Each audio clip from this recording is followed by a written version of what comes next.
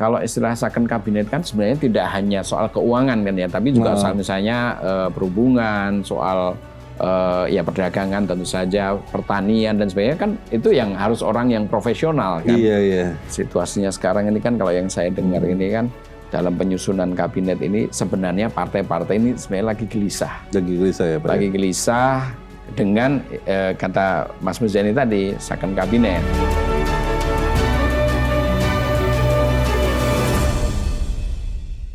Indonesia negara yang indah. Cakep. Warganya asik dan juga ramah. Cakep. Prabowo santai, Jokowi gelisah. Second kabinet bakal terwujudkah? Oke, selamat datang ke Cakep, catatan kebijakan publik dan politik bersama saya Wisnu Yuwono. Dan saya Hannibal Wijayanta. Oke pemirsa, kita kembali lagi ke episode terbaru dari Cakep. Kali ini kita sepertinya akan lebih banyak ngomong soal pemerintah Prabowo berikutnya. Karena yang lagi disusun nih. Yang lagi disusun ya katanya ya. Jadi kan seperti yang kita dengar-dengar nih berita terakhir kan wacananya adalah pembentukan Prabowo menginginkan kabinet Zaken, kabinet atau kabinet ahli. Kira-kira ada spill info terkait dengan pembentukan kabinet ini nggak Mas Hannibal? Ya, emang, sebagai wartawan senior nih. Memang ya sejak kemarin lah ini ada si Sekjen Partai Gerindra Mas Ahmad Muzani spill ke wartawan bahwa Pak Prabowo ini akan membentuk sebuah second kabinet. Itu kabinet yang terdiri dari para ahli. Nah, kenapa seperti itu? Karena kita berharap ke depan ini Indonesia akan menyongsong Indonesia emas yang akan lebih bagus lah gitu kondisinya.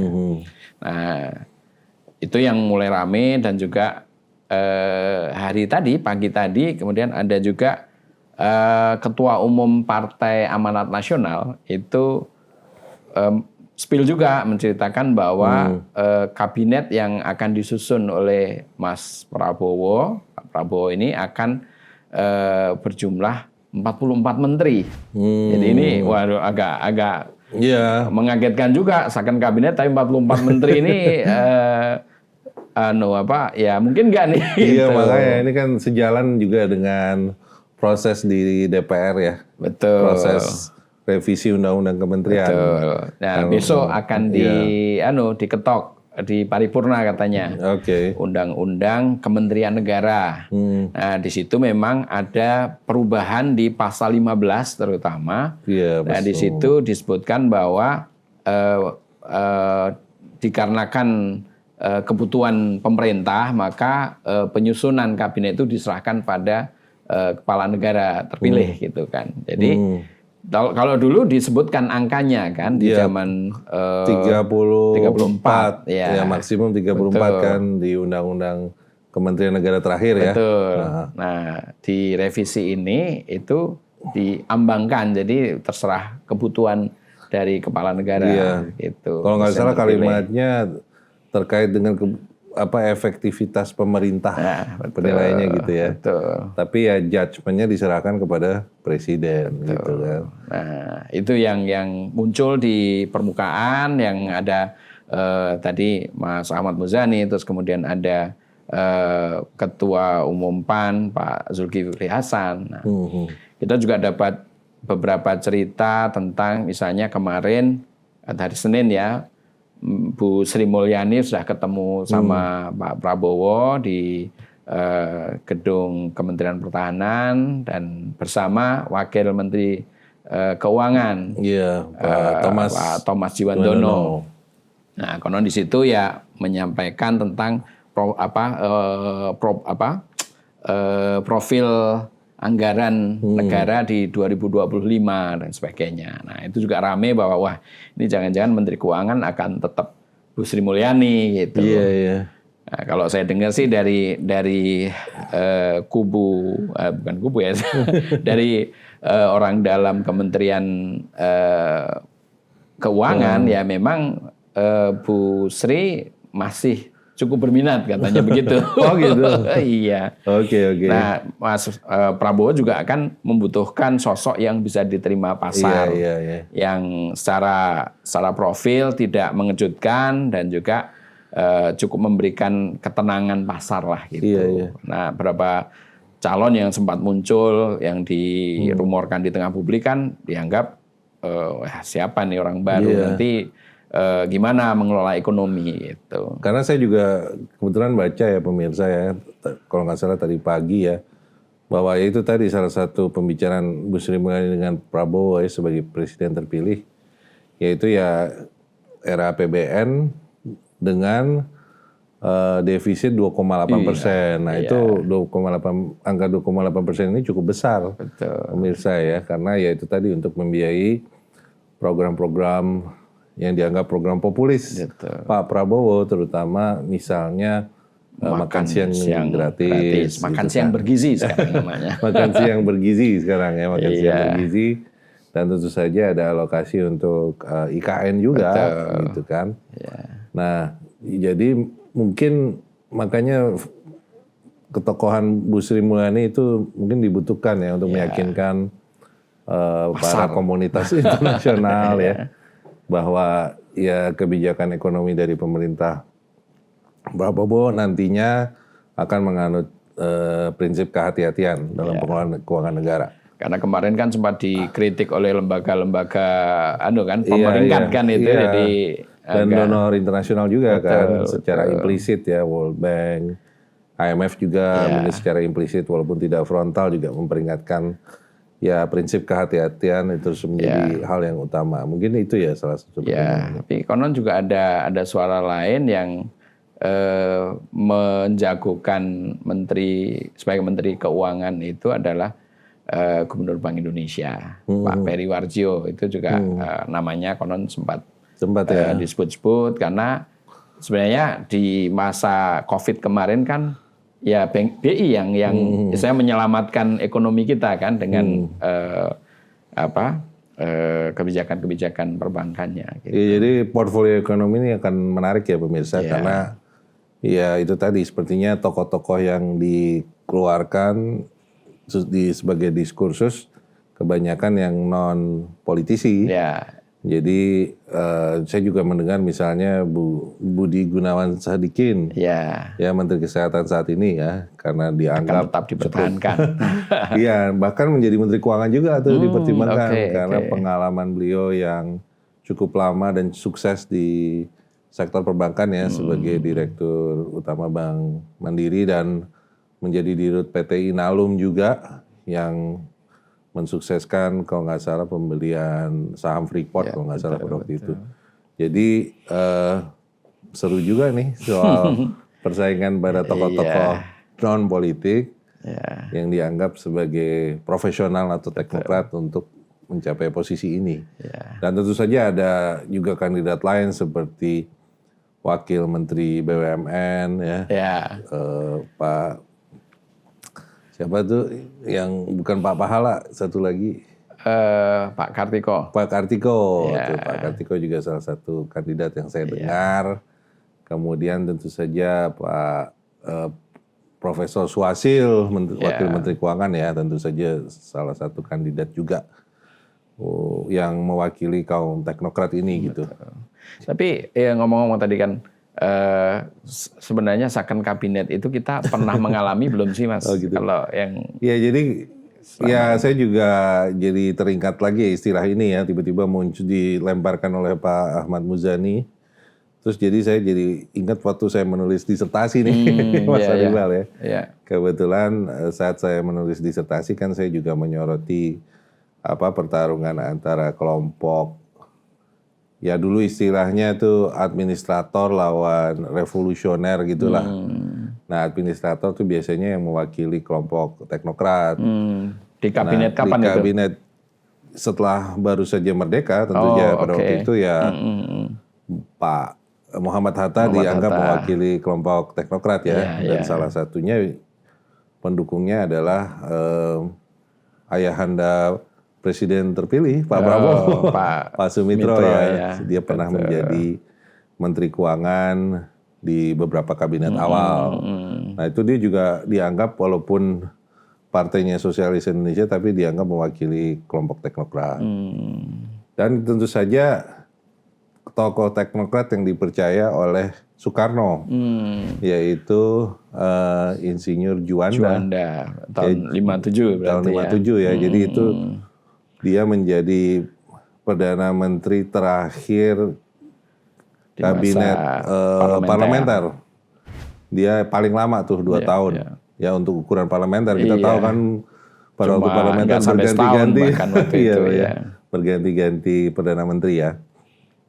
Dan Insinyur Juanda menjadi Perdana Menteri yang terlama dan dia adalah birokrat, teknokrat gitu. Kemudian demokrasi terpimpin, begitu semua dibubarkan, jadi demokrasi kabinet parlementer, 100 menteri ya. 100 menteri. Tapi ya itu lagi-lagi Juanda menjadi menteri utama yang dipercaya oleh Soekarno pada waktu itu. Sayang usianya nggak lama ya. Ya usianya tidak lama dan sesuai dengan politik ya, perkembangan politik, Pak Harto naik menjadi presiden dan kembali lagi ada zakon kabinet di awal Orde Baru ya. Di awal Orde Baru di mana Presiden Soeharto pada waktu itu kan diwarisi oleh krisis ekonomi yang cukup besar ya. Iya betul. Skala besarnya seperti tahun 98 tuh pada waktu itu. Jadi mereka benar-benar harus fokus pada pemulihan ekonomi dan Pak Harto yang waktu itu pernah di Seskoat itu kenal dengan Pak Soeharto ya.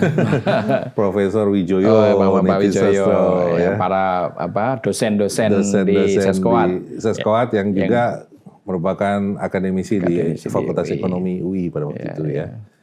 Dan ya Pak Harto mempercayakan pada waktu itu seluruh kebijakan ekonomi ya kepada Pak Wijoyo dan kawan-kawan. Karena misinya pada waktu itu adalah untuk mendapatkan investasi. Karena kan pada waktu itu krisisnya begitu parah. Bargaining position Indonesia sangat lemah sebagai negara miskin kemudian terkena krisis. Jadi mau tidak mau pada waktu itu argumen dari pemerintah Pak Harto ya investasi asing menjadi prioritas. Makanya investasi asing yang awal-awal tuh mereka mendapat insentif yang luar biasa ya. Dalam hal pajak, dalam hal reklamasi tanah dan segala macam. Tapi gitu itu kan hanya di awal Orde Baru aja ya. Iya. Belakangan kenapa kemudian berubah jadi lebih banyak tentara nih yang jadi menteri? Justru itu kan justru ada pembagian tugas tuh. Jadi untuk ekonomi dipercayakan pada kaum teknokrat. Kemudian untuk keamanan, security ya kepercayaannya Pak Harto lah, terutama jenderal-jenderal TNI Angkatan Darat. Tapi ya dengan berjalannya waktu, tentu saja Pak Harto kan ya sangat pintar ya dalam memimpin ya. Dia tidak ingin ada satu kelompok yang mendominasi. Jadi dia tidak ingin ya semua kebijakan ekonomi didikte oleh kaum teknokrat. Jadi pada waktu itu dia memberdayakan Dirut Pertamina waktu itu. Oh, Pak Ibnu Sutowo. Ya Ibnu Sutowo terutama untuk dana-dana minyak, ya minyak. Waktu jadi itu lagi booming dari minyak booming ya. minyak. Nah itu di situ peranan dari Ibnu Sutowo sangat besar ya untuk mengimbangi teknokrat kan pada waktu itu ya. Jadi dana-dana yang terkait dengan tambang itu tidak diketahui oleh kaum teknokrat. Ya. Dan itu juga dipakai oleh Pak Harto untuk misalnya pembangunan bantuan presiden. Banpres. Sesda Lobang dulu ya. Sesda Lobang. Dana-dana non budgeter yang untuk operasional pembangunan. Justru ya. itu karena kan kalau dapat dana dari donor internasional kan prosedurnya ketat dan harus di dalam APBN sehingga bisa kelihatan transparan dan akuntabel gitu ya. Tapi kalau dana-dana yang dimobilisasi oleh Pak Ibnu Sutowo ya biasanya melalui Banpres yang keberadaannya eksklusif gitu ya. Di bawah diskresi Pak Harto. Dan dulu juga kemudian ada untuk urusan logistik kan dibentuk Bulog yang Iya. yang menguasai semua hajat hidup Dan orang itu kan banyak. tokohnya gitu. juga jenderal juga pada akhirnya gitu ya. Awalnya kan siapa yang paling terkenal Pak Bustanul Arifin. Bustanul Arifin. Nah itu dia tokoh yang besar ya pada waktu itu, betul. Bulog.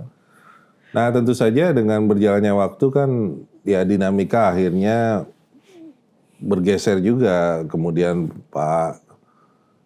konglomerat kepercayaan Pak Harto juga mulai berperan.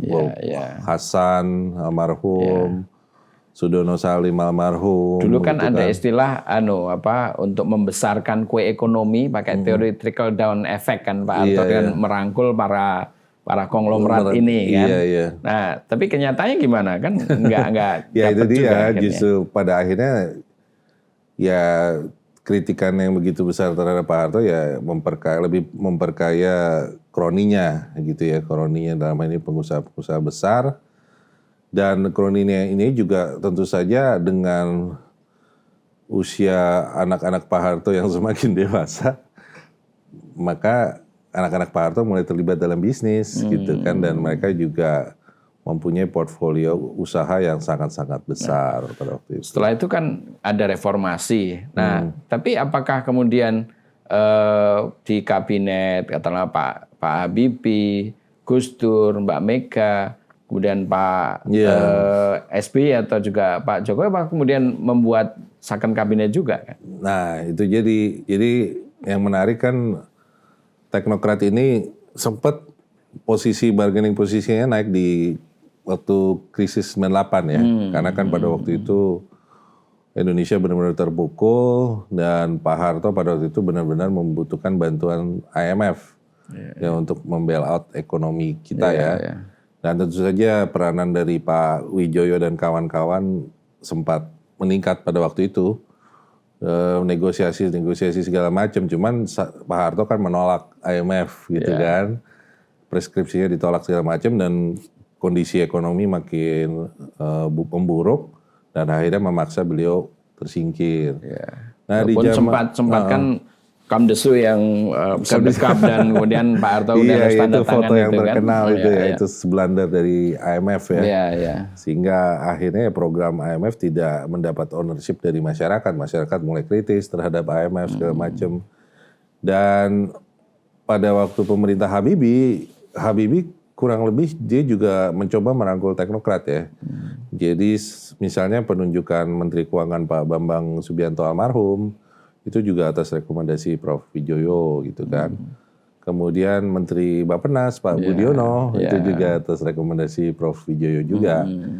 Jadi ada keseimbangan di diri Pak Habibie untuk mengakomodasi kaum teknokrat di tim ekonominya. Dan pada waktu itu ya di tengah kebebasan demokrasi politik dan segala macam, ya Indonesia sedikit-sedikit secara ekonomi mulai recover ya. Dan salah satu peranan dari teknokrat untuk merecover itu juga sangat penting pada waktu itu.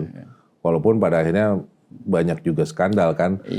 Seperti Bank Bali, Bulog dan lain-lain gitu. Kemudian di zaman Gus Dur tentu saja kita lihat dari segi politik kan agak cukup bergejolak tuh. Dan Gus Dur juga sepertinya mencoba merangkul teknokrat kan. Kalau nggak salah dibentuk namanya Dewan Ekonomi Nasional. Dia juga merekrut Pak Budiono dan Pak Budiono salah satu di situ dan Bu Sri Mulyani sebagai sekretaris di situ. Dan dia juga mengangkat dan dia juga mengangkat Pak Wijoyo sebagai penasihat karena dia tahu ya pemerintah dia kan membutuhkan dana IMF ya. Jadi pemirsa gambarannya kenapa kita butuh IMF pada waktu itu, karena biasanya defisit anggaran kita itu kan kalau sekarang ini bisa ditutup oleh misalnya dana obligasi nasional ya, sebagian besar gitu. Tapi pada waktu itu saking besarnya dibutuh bantuan dari dana donatur IMF gitu. Jadi mau tidak mau supaya ada duit yang untuk menambal defisit dan perekonomiannya bisa jalan, pada waktu itu IMF dibutuhkan. Walaupun IMF juga punya klausul-klausul yang harus kita Iya, ikutin kan. Iya, dan klausulnya pasti kebijakan yang tidak populer juga, jadi banyak kritikan juga terhadap IMF, misalnya dari ekonom pemenang Nobel Prof. Joseph Stiglitz ya, yang merupakan pemenang Nobel dan juga chief ekonomis Bank Dunia pada waktu itu, yang mengkritik peranan IMF. Tapi itu tadi Gus Dur, tentu saja Gus Dur digantikan oleh Bu Mega. Dan Bu Mega juga sebenarnya cukup akomodatif terhadap kaum teknokrat ya, yang menunjukkan dalam kebijakan ekonomi, terutama dalam mengangkat Pak Budiono sebagai Menteri Keuangan dan Prof. Doro Jatun pada waktu itu menjadi Menko Perekonomian. Walaupun mau nggak mau, karena memang dalam turbulensi politik dia harus mengakomodasi orang-orang politik juga kan. Iya itu.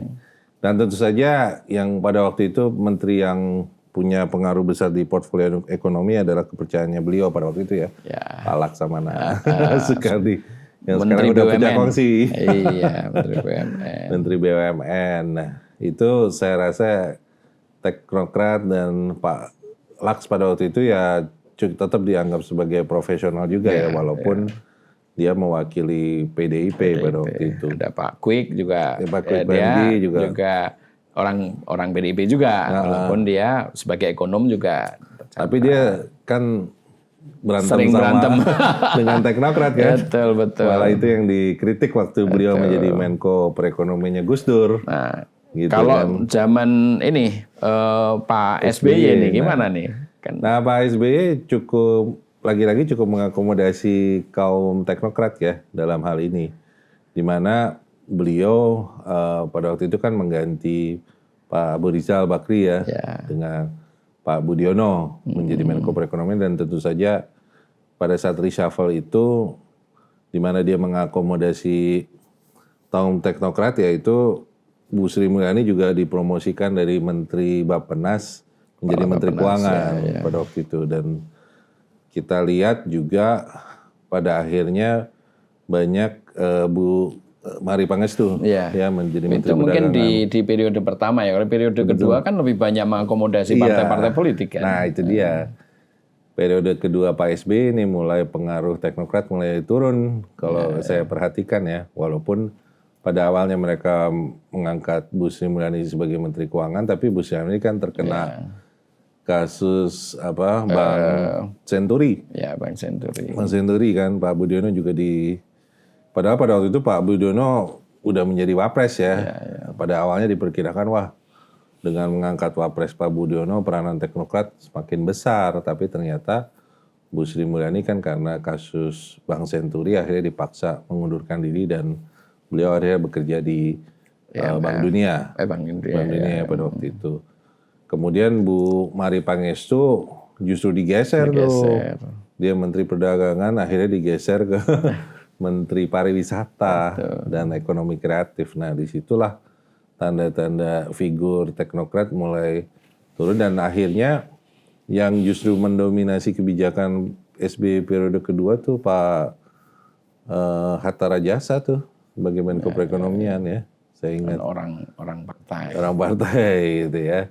Kemudian Pak Gita Wirawan kan juga menjadi Menteri Perdagangan, walaupun dianggap bukan bagian dari teknokrat juga ya pada waktu itu, lebih karena mungkin dekat dengan Pak SBY pada waktu itu. Itu jadi gambarannya. Dan Pak Jokowi sebenarnya ada harapan tuh di periode pertama dari, terutama kan dukungan dari civil society dan akademisi ya, mengingat Jokowi adalah kita, kita adalah Jokowi, gitu kan. Jadi ada harapan bahwa akan terjadi perubahan yang fundamental, tidak hanya di politik, tapi tentu saja civil society berharap di bidang ekonomi juga. Tapi pada kenyataannya? Ya, pada kenyataannya Menteri Keuangan pada waktu itu Pak Bambang, kan tetap diakomodasi juga tuh, Pak Bambang Brojonegoro.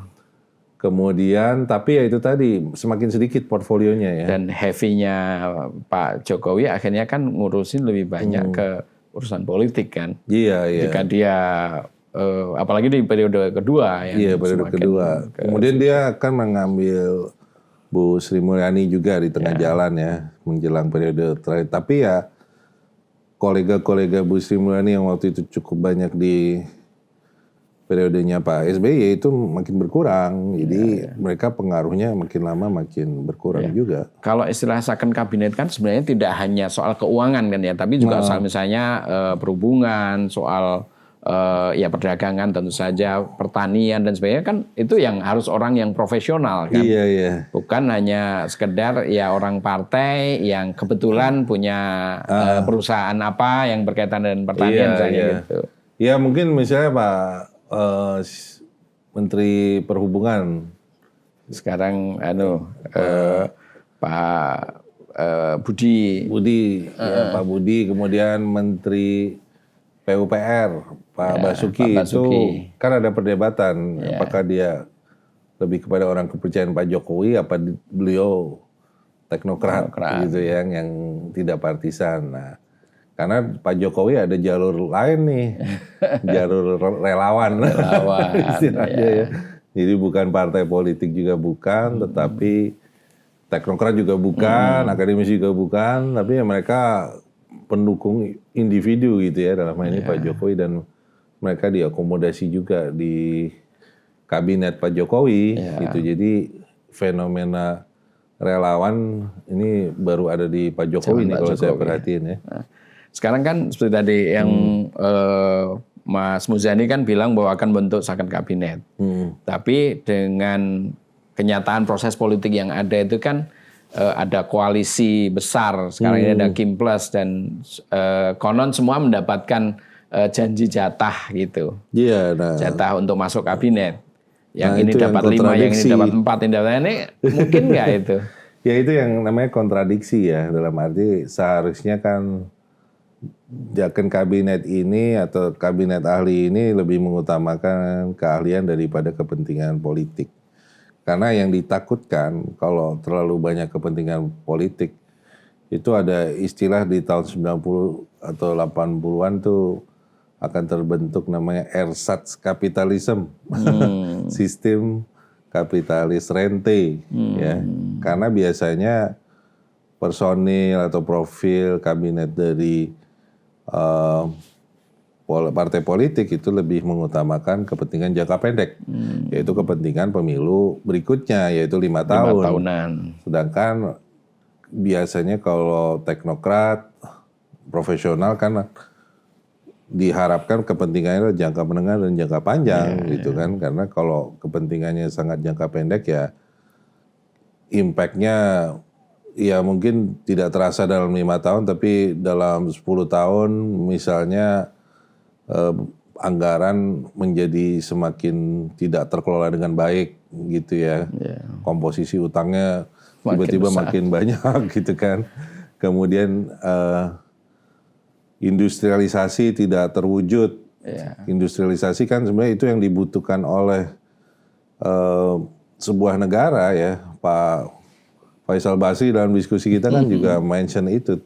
Yang ada deindustrialisasi. Jadi industrialisasinya semakin berkurang. Padahal kita butuh industrialisasi apa yang kita harus bangun kekuatan kan. Industri manufaktur kita bersaing dengan Vietnam, dengan ya Cina udah bahkan tidak lagi ke sana gitu kan. Kita bersaingnya Vietnam, kemudian ya Filipina juga gitu kan. Kemudian industri pariwisata bagaimana? Saingan kita adalah Thailand, Filipina juga gitu ya. Kalau di Asia Tenggara, Vietnam juga udah mulai dan membangun. Disitulah perlunya juga menteri-menteri yang memahami itu kan. Nggak hanya orang-orang politik yang kebetulan punya perusahaan travel atau apa. Nah itu dia, itu yang namanya ersatz, rente. Jadi jangka pendek, ada industri ini, kebetulan perusahaan saya cocok, ya udah saya berbisnis di situ atau menambah fasilitas di situ. Terus nanti argumennya biasanya dibungkus dengan nasionalisme.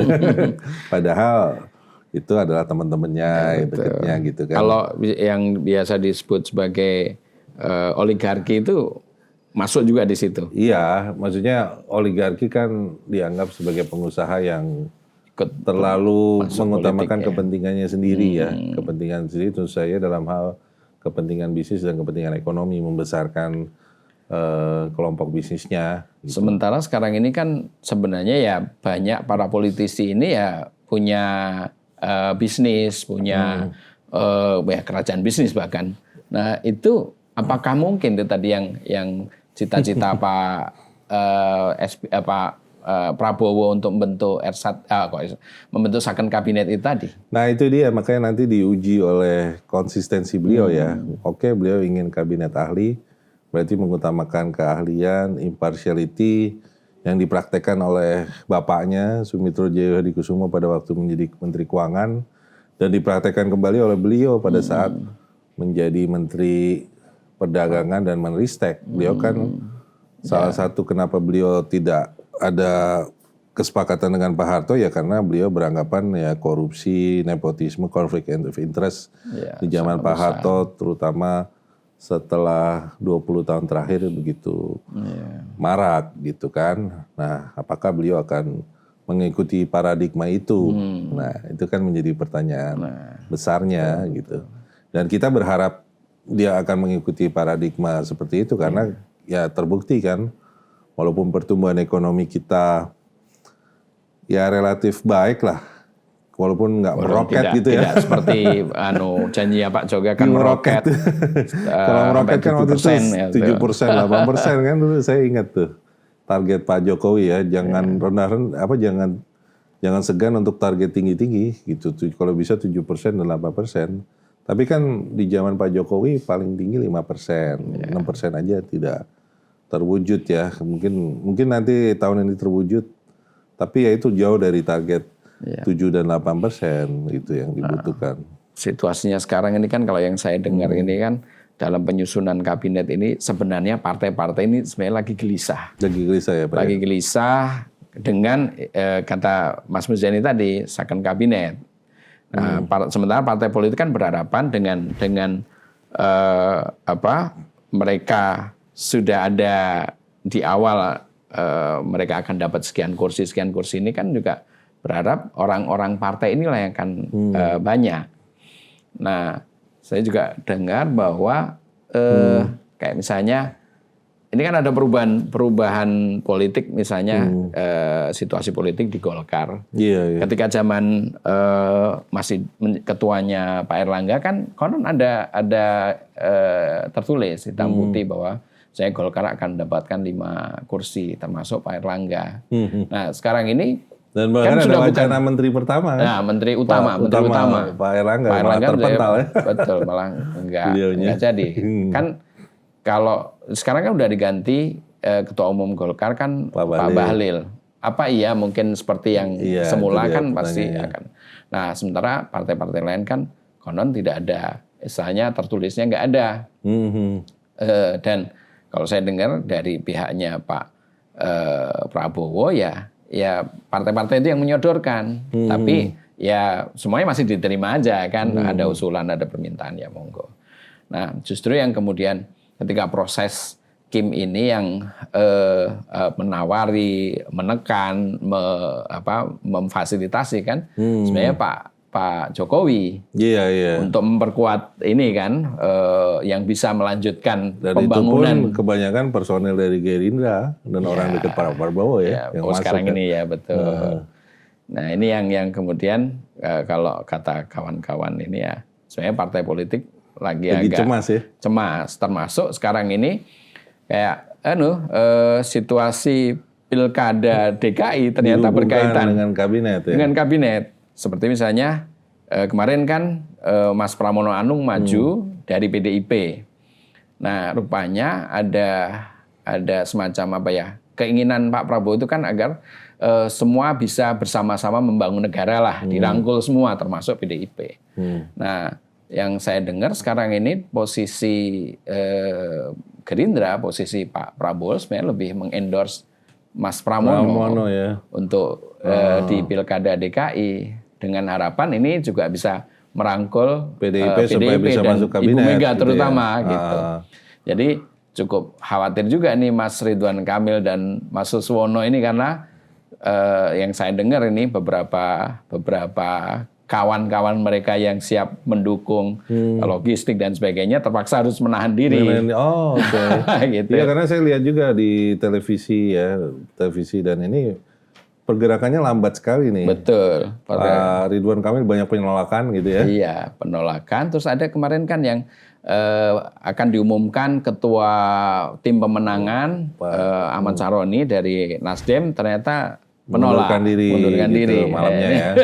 Nah, ini menunjukkan bahwa kurang keseriusan ya dalam hal pencalonan RK dan Suswono ini karena terkait dengan kepentingan kabinet bisa jadi. Nah, dan juga dengan kemungkinan akan bergabungnya PDIP di akhir-akhir rencana penyusunan ini kan kemarin sudah sampai bikin Kim Plus kan. Semua udah berharap kan dapat posisi semua. Nah, ada partai pemenang pemilu yang masuk tentunya akan mengurangi jatah mereka dong gitu. Nah, kan terbukti terlihat itu gejala-gejalanya. Ada salam sampai udah 2 kali antara Mbak Mega ngasih salam lewat Mas Muzani untuk Pak Prabowo dan sebagainya dan ada rencana untuk bertemu. Iya, jadi ya itu maksud saya diskursus politiknya sangat kental sekali ya dalam pembentukan kabinet ini ya. Terutama sepertinya Pak Prabowo begitu terobsesi untuk merangkul semuanya dalam kabinet. Dan kita juga nggak tahu bagaimana komposisi dari para kaum teknokrat nanti di kabinet kan. Walaupun ada nama-nama tadi yang sudah disebutkan, tapi posisinya apakah krusial, apakah sekedar pemanis saja gitu. Nah, itu kan juga menjadi pertanyaan publik ya.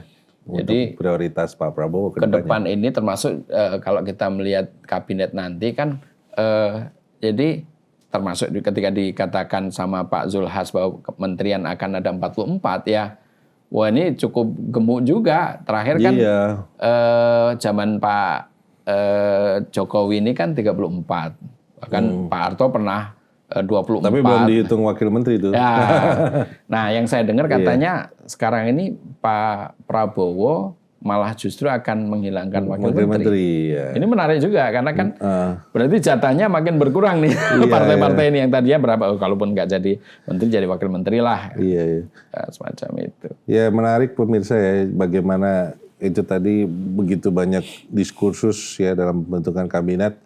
Dan memang ini masih bulan September ya. Iya. Padahal Pak Prabowo sudah dilantik 20 Oktober dan biasanya pembentukan kabinet membutuhkan waktu beberapa minggu atau bahkan 1-2 bulan ya. Kalau Pak SBY itu cepat itu pas yang pertama itu ya dia udah menyiapkan tapi kemudian membahas dengan Pak JK dan sebagainya kan itu hanya dalam waktu 1 hari kan itu. Kemudian diumumkan malam ketika setelah pelantikan. Nah, tapi kalau yang setelah itu kan juga perlu penjajakan. Nah, ini repotnya sekarang ini sebenarnya banyak partai-partai yang menunggu, statusnya menunggu agak komunikasi dua arahnya dengan Pak Prabowo ini agak. Jadi memang belum jelas ya, maksudnya sebenarnya begitu. Partai Kim dapat berapa gitu, portfolio apa gitu ya, masih gelap ya. Masih ya mereka mengajukan gitu, mereka partai-partai mengajukan tapi mana yang disetujui masih belum jelas. Karena juga yang konon yang dipanggil sama Pak Prabowo itu ya masih beberapa orang yang mana yang masih nimbang-nimbang gitu loh. Iya. Jadi kepastian belum jelas. Ya, saya rasa itu sudah banyak yang sudah kita spill, kita analisis ya dalam episode Cakap ini terkait dengan kabinet. Tentu saja harapan dari kita adalah Pak Prabowo mengutamakan rakyat dan zakon kabinet tidak hanya sekedar wacana. Betul. Benar-benar dipilih orang yang ahli, mempunyai integritas yang mumpuni sehingga orientasi dari kebijakannya adalah untuk rakyat, terutama rakyat miskin. Baik, saya akhiri episode kali ini. Jangan lupa untuk subscribe terus di YouTube TV One News. Dan jangan lupa like dari episode kali ini. Sampai jumpa di episode berikutnya. Sampai jumpa. Sampai jumpa. Sampai jumpa.